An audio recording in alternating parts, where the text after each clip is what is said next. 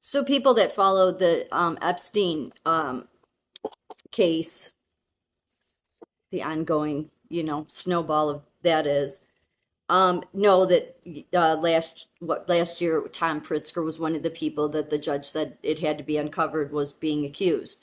Tom Pritzker being the cousin of J.B. Pritzker, and J.B. is, yeah, he's unfortunately the governor of Illinois. A very elite family. They are come from Kiev, Ukraine. Yeah, interestingly enough. Very wealthy, tied in with a ton of corruption, but that's nothing new for Illinois. But it's interesting because I just saw this week how there were some motels that came under fire because they were being used for trafficking. And so it might be good to have somebody high up that has a lot of money that owns a chains of Hyatts, wouldn't? Because the Pritzkers own Hyatt hotels. I'm not saying they were tied to it. I'm just saying that if you're going to traffic millions across the border like that's been going on, it might be good to know some high up people that have hotels, huh? So I just wanted to let people know that there's a little bit what it said about Thomas Pritzker, because this is regarding Virginia Guffrey. She's one of the victims, and she's a young adult now, and she's been revealing all of it, and I think they have more now too. So. In 2019, some court records from the lawsuit were unsealed in wake of another lawsuit filed in Miami Herald and another news organization, and it exposed that Guffrey, she's the victim, claimed that she was forced to have sex with Thomas Pritzker.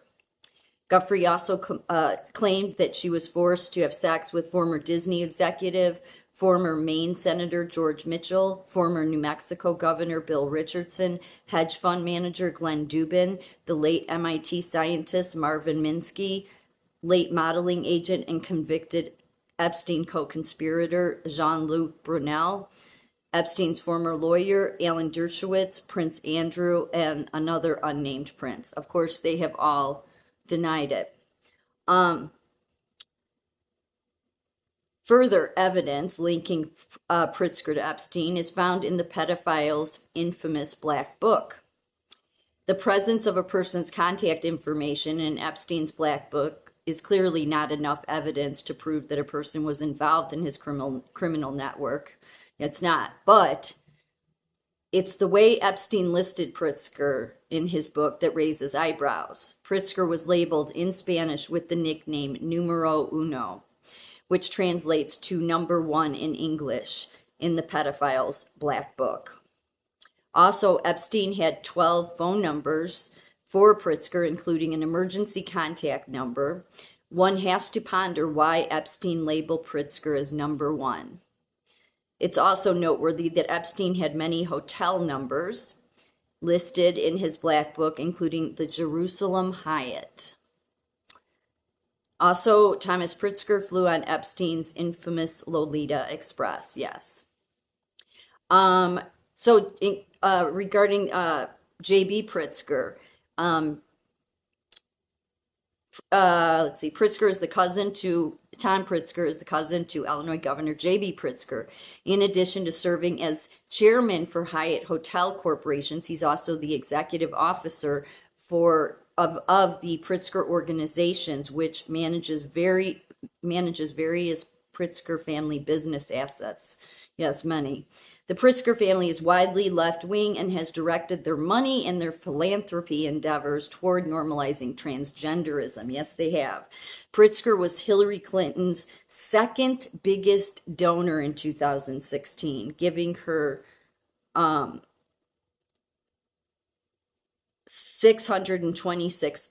626,000 to her campaign.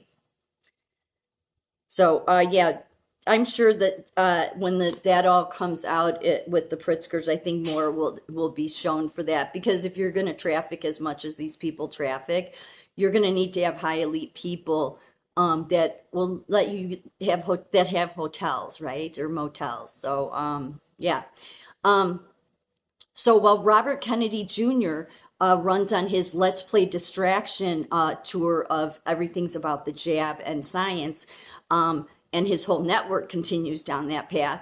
They're doing a disgrace, obviously, to what the true pandemic is, which is the trafficking. But then again, he has a vested interest in protecting the fake and false dynasty of the Kennedys. JFK trafficked. He did. He did. Sorry. I know people get so sensitive about some of that. But he did. The airlift to America that I brought up in many videos now, that's actually, I mean, they turned it into this, oh, it was a beautiful thing that happened. No, it's not. JFK didn't want to even be tied to it because he paid for it. He paid for it. He wasn't even president. Like, senators shouldn't just be able to pay for people to come from Africa into the country. Come on. So he paid for it out of his own money and said, I don't want my name linked to it. Well, his name was linked to it, and then they spun it like it was this great, beautiful thing that 800 people came here. Well, it was more than that, but in the first batch, like the first couple batches, there were 800. And of course, one of those being Obama's father was on one of those airlift to America flights. So the thing is that's trafficking. It is. It didn't go through he was a senator and he used his pull to just pay for it because the State Department didn't want to pay for it. I think it ended up coming out because Nixon found out and Nixon was running against him and Nixon didn't want to be outdone by the black vote, all that stuff. But he did not. He said, I don't want my name tied to it because he knew he shouldn't have been doing it. So it was trafficking. And then I wonder how many, they'll tell you that these people that flew over here from Africa, they went on to become leaders of their countries. Yes, some of them tyrants and winning Nobel Peace Prize. But what about all the others? Were they just trafficked here for labor? Yeah, because it's been going on forever. And I just posted a video of a bunch of kids back in the early 1900s that were in slave labor. And what was interesting to me going through the pictures is that they were white kids. So I'm just wondering, American Nurses Association, Illinois Nurses Association, the Nursing Professional Board, all of you people that are hypocrites and pushing come and do our webinar on non-biased consciousness and learn about the history of the racist America, which they don't come out and say that, but they might as well because they're pushing that diversity, inclusiveness. They're total hypocrites. That's the reason that they're silent right now, because nobody there has enough courage to stand up and do the right thing, right?